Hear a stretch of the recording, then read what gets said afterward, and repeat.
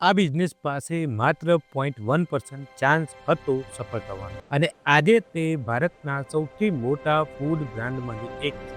તમે ક્યારે વિચાર્યું છે કે ગામડાથી શરૂ કરીને ગ્લોબલ કઈ રીતે બની? 1977માં ગુજરાતના એક ખેડૂતે ₹14,000 ઉધાર લીધા.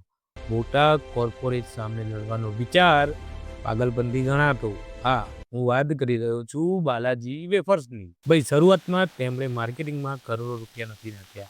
કોઈ સેલિબ્રિટી નહીં, કોઈ ફેન્સી પેકેજિંગ નહીં. તો પછી શું થયું? એક જ ફોકસ, ક્વોલિટી અને ડિસ્ટ્રીબ્યુશન.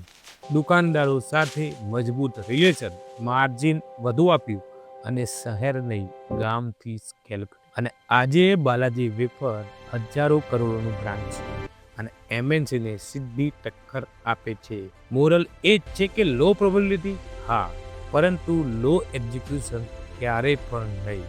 જો તમને પણ લાગે છે તમારી પાસે રિસોર્સિસ ઓછા છે, તો કોમેન્ટમાં લખો ગોલ્ડ. અને આવા જ બિઝનેસ બ્રેકડાઉન માટે મને ફોલો કરી જાઓ.